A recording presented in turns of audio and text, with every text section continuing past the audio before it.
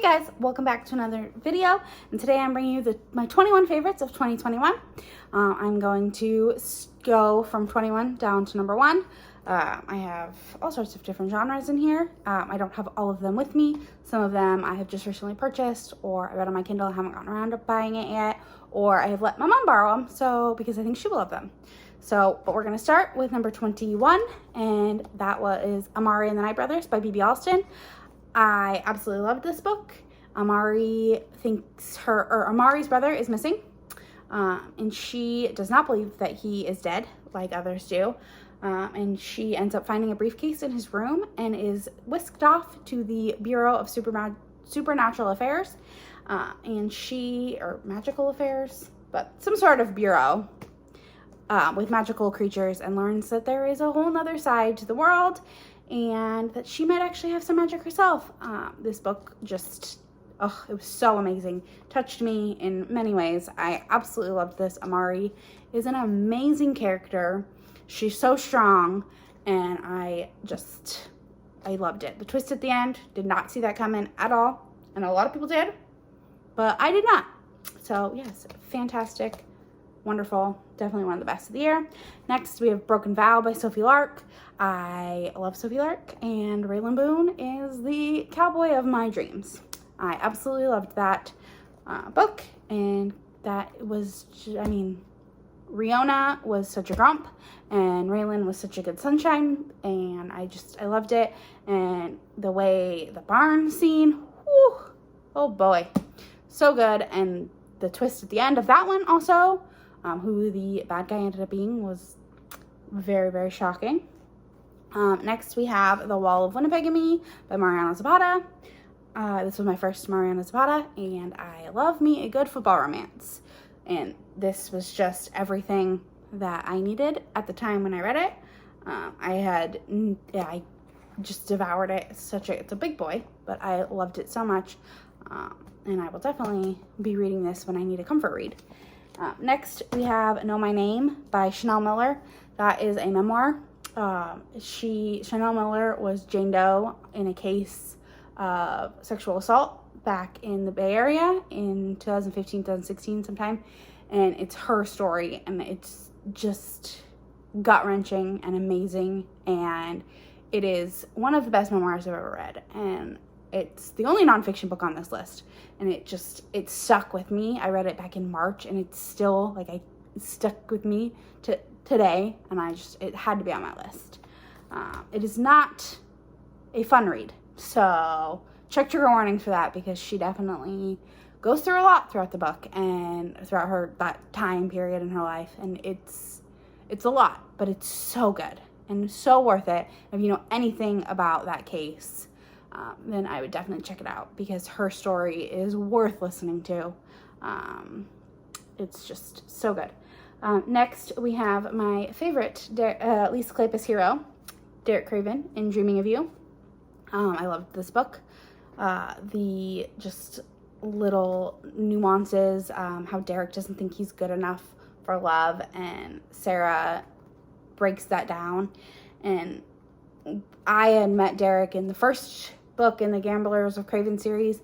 Then came you, and he didn't think he was good enough for Lily, which, hey, he got his own story. And this book, so good.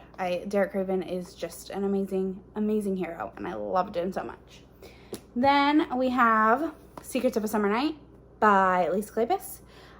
This had my favorite of the Wallflower heroes. I absolutely adored Simon Hunt, but this one is not my favorite in the series. And I think my two favorites are the two favorites that people generally like the least, but I loved Simon Hunt, and I loved Annabelle. And I have the gorgeous Step Back edition, but this was one of my first Lisa Kleypas books I ever read, and I created a little book group with it on Instagram, and we have loved this book and have been loving the series. Or we finished the series, and now we're moving on to the Hathaways. But I absolutely loved this. I love Simon and Annabelle.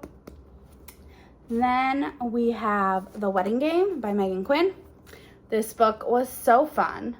It was an Amazon First Reads, book, and I had downloaded it, and my mom read it first, and she was like, you need to read this. You're going to love it. It's so good. And so then I ended up buying it because I just loved it. I loved the hate to love aspect. I loved the TV show, and just the side characters in this were hilarious. The other groups that were competing in this show, I loved it so much. Luna and Alec they stole my heart. I loved them both. Then we have Legendborn by Tracy Deonn.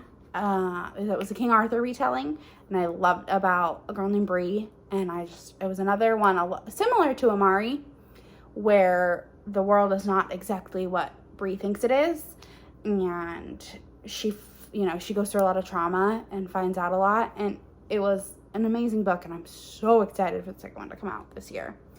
And then we have Scandal in Spring. This was my favorite of the Wallflowers books. I absolutely loved this book. It was so cute. I loved that Daisy was more of the like, take charge, I want what I want kind of girl, and Matthew was more like, no, like more, he wasn't the one that pursued her as hard as she pursued him, even though he had loved her for forever. And so this book was so good. I loved it. Sadly, this is the only Wallflowers book that I don't have the step back for. So I need to keep my eyes out for that one, because I really want that, because the step back of it is beautiful. If I can find a picture of it, I'll put it right here. Next, we have Teardrop Shot by Tijan. It's a basketball romance, friends to lovers. It's so good. I loved this book. It was so much fun when I read it.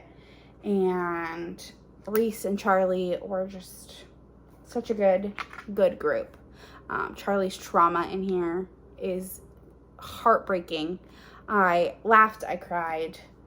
But I loved this book. Definitely one of my favorites. I mean, this whole list is my favorites, but I read this back in February, and I still remember it today.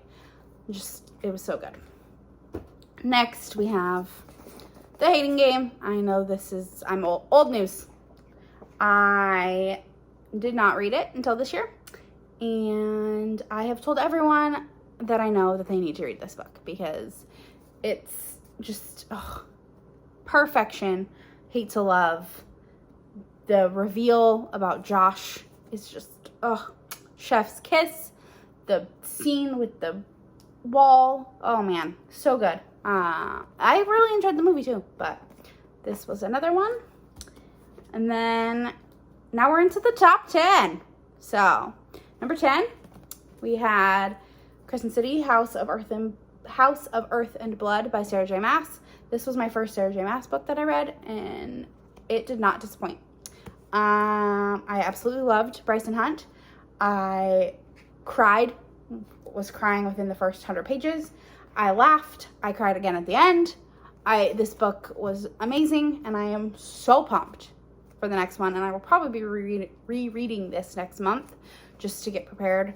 I remember pretty much everything, but I do love to do a good reread. So this will be one that I will get to again, and it's for sure amazing. Top 10.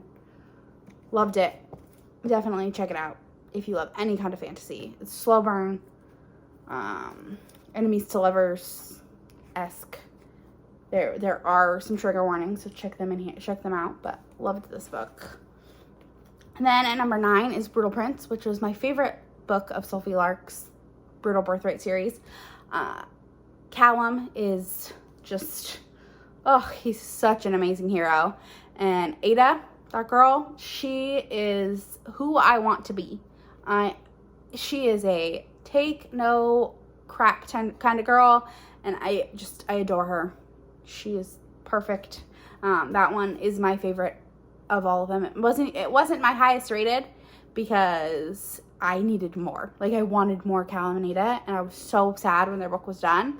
I had to rate it down a star just because or half a star, because I needed more. I was like, I want more Callum and Ada together and happy. They go through so much, and it stuck with me since I read it, and even though I rated other ones higher, that one was my favorite. Sorry, could you...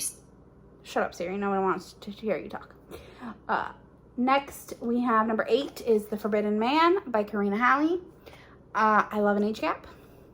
And older woman, younger man? Yes, please. Sports? Yes, please. Takes place in Spain, one of my favorite countries in the world. Yes, please.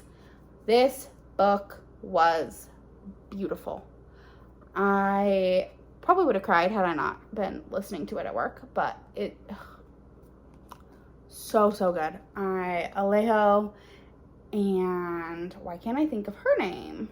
Alejo and Talia are just, they're such a good couple, and the way Alejo pines for her and just tells her that she is good enough. This book was so phenomenal.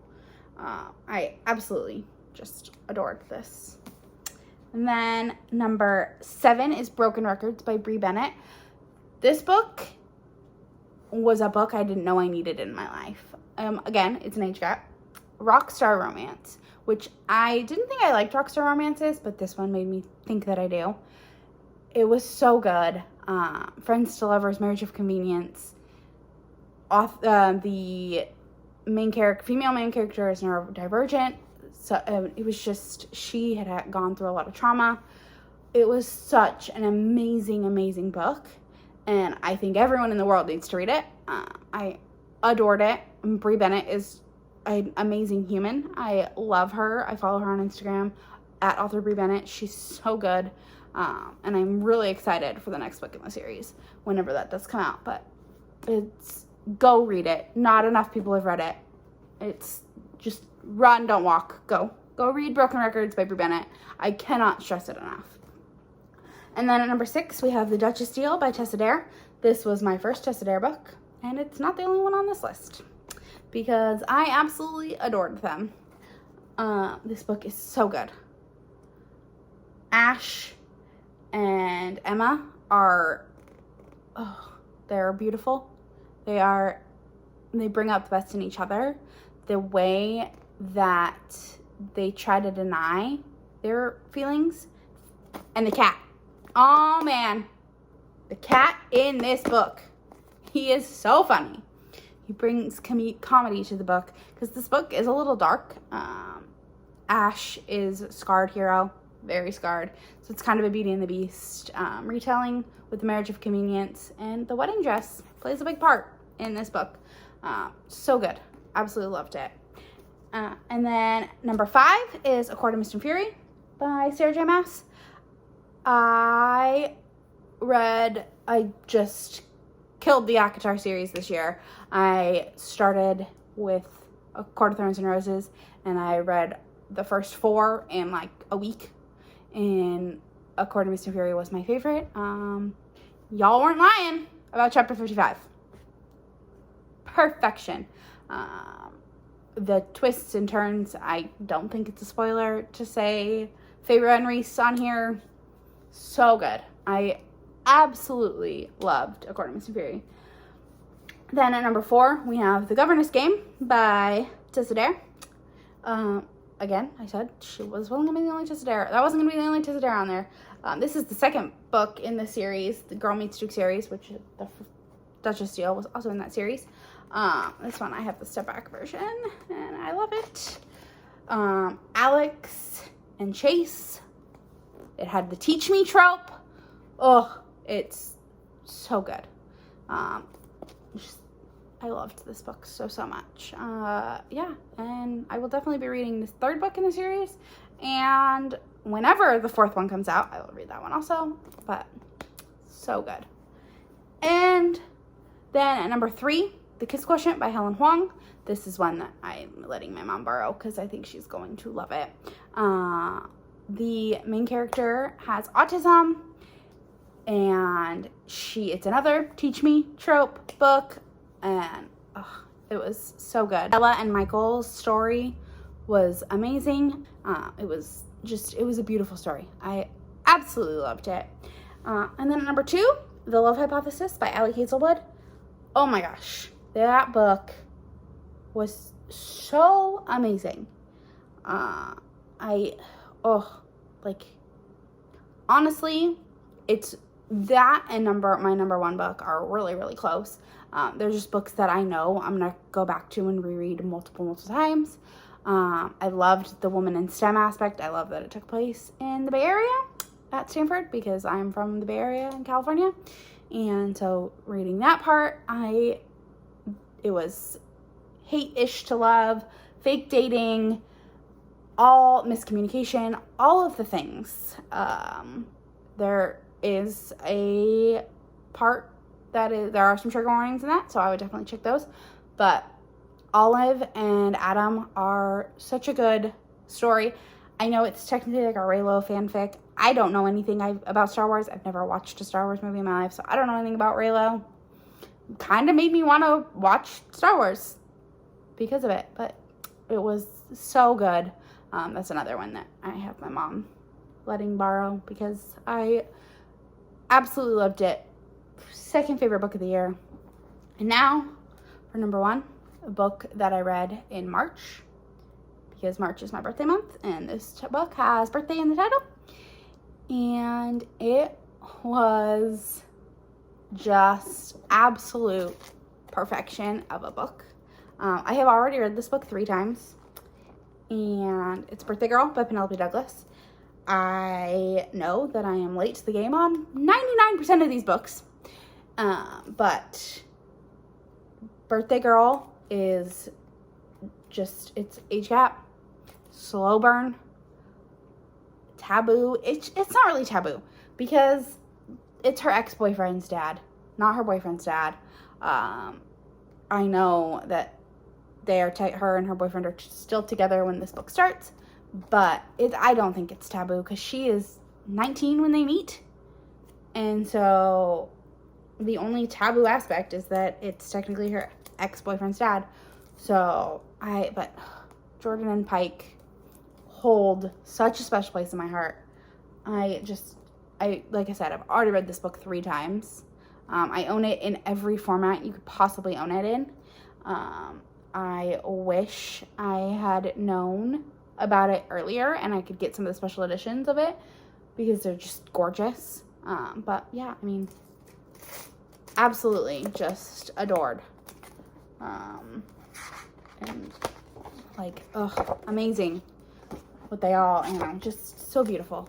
This book will probably forever be my favorite book of all time.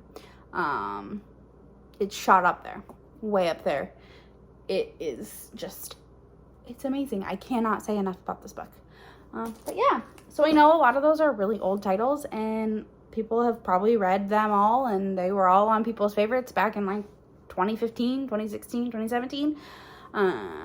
But I just got back into reading again, and really consuming books, and these are just the ones that stood out to me this year. I loved them all. I had a really great reading year. I rate books really high as it is, but I rarely read books that are lower than a 3-star, so narrowing down to 21 was hard.